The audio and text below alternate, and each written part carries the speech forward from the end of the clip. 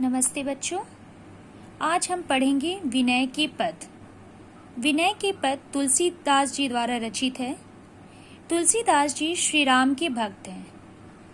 इस कविता में श्री राम के गुणों का वर्णन किया गया है। तुलसीदास जी इसमें श्री राम के गुणों का वर्णन करते हुए कहते हैं, आइए देखें हम उनका गुणगान कैसे करते हैं। ऐसे को उदार जग माही।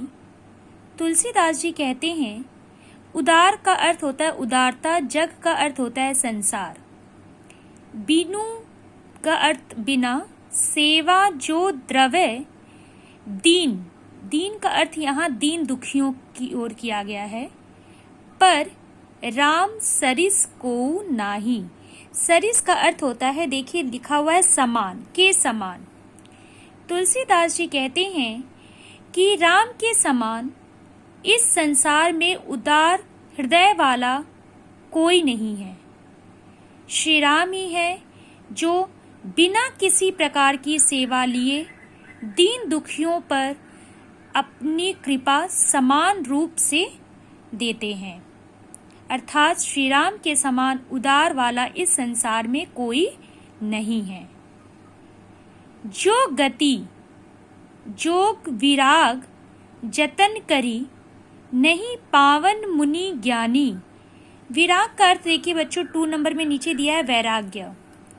जो गति बड़े बड़े ऋषि मुनियों को, बड़े बड़े विराग जतन करी ऋषि मुनियों को वो भी प्राप्त नहीं होता, वो गति सो गति देन। ध्यान दीजिए, जो गति जोग विराग मतलब बड़े बड़े ऋषि मुनियों को भी बहुत बड़े बड़े यज्ञ करने पर भी वह फल की प्राप्ति नहीं होती, जिस फल की प्राप्ति बिना किसी प्रकार की सेवा किए गिद्ध और सबरी को प्राप्त हुई है।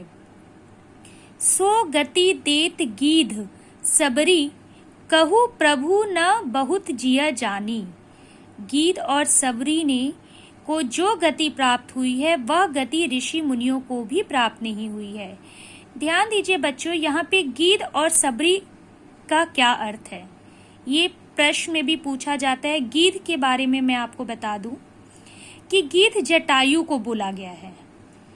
ठीक है, जब रावण सीता का हरण कर आकाश मार्ग से ले जा रहे थे, तब सीता की दुख भरी आवाज सुनकर गिद्ध ने उन्हें पहचान लिया, अर्थात जटायु ने, और सीता की मदद करने के लिए वह रावण से युद्ध करने लगे।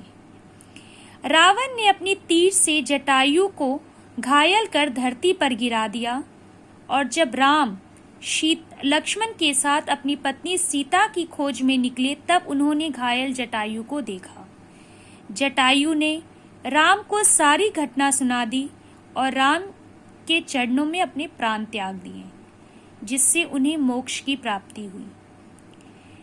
सबरी जो है सबर जाति की है, यह वनों में रहती है और यह भी राम की बहुत बड़ी भक्त है।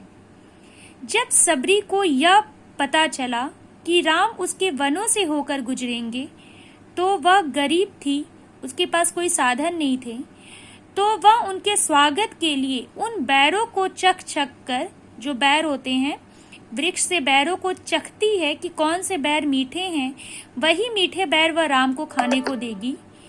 चख कर किनारे रखती है और राम के आने पर उन्हें वह अपने जूठे बैर चखने को देती है, जिसे चख कर सबरी को भी मोक्ष की प्राप्ति हुई। सो संपत्ति, यहाँ पे बात क्लियर हो गई बच्चों कि राम की कृपा गिद्ध और सबरी जैसे पर पड़ी है, जो बिना किसी त्याग परित्याग के इन्हें राम की कृपा प्राप्त हुई, जो कि बड़े बड़े साधी मुनि ज्ञानियों को भी प्राप्त नहीं होते। जो संपत्ति 10 शीश हम कहते हैं रावण को, अरब करी रावण शिव पहलिन्ही। शिव मतलब यहाँ शिव भगवान को बोला गया है। रावण ने अपने 10 सिर मतलब शीश, अपने 10 शीश अर्पण करके भगवान शिव जी से पाई थी। जो संपत्ति रावण ने अपने 10 शीशों को शिव जी के चरण में रखकर प्राप्त की थी, वही संपत्ति बिना किसी के विभीषण, सो संपदा विभीषण कह अति संकुची सहित प्रभु दिनहि। वही सब संपत्ति श्री राम ने बिना किसी संकोच के विभीषण को दे दिया। तुलसीदास जी कहते हैं, तुलसीदास सब भांति सकल सुख जो चाहसी मन मेरो। तुलसीदास जी कहते हैं, हे मेरा मन, तुम्हें जितने भी प्रकार की सुख सुविधाएं चाहिए, तुम सिर्फ राम का नाम भजो, तुम्हें सारी सुख सुविधाएं अपने आप ही प्राप्त हो जाएंगी। तुलसीदास सब भांति सकल सुख सो चाहसी मन मेरो, तो भजू राम, मतलब अब राम को भजो। हे मेरे मन, तुम्हें जिस प्रकार की सुख सुविधा चाहिए उसके लिए तुम राम का नाम भजो। काम सब पूरन, राम के नाम भजने से मेरे मन में जो भी कामनाएं हैं वह काम सब पूरे हो जाएंगे। किसकी कृपा से? भगवान राम की कृपा से। क्लियर है? अगली पंक्ति है,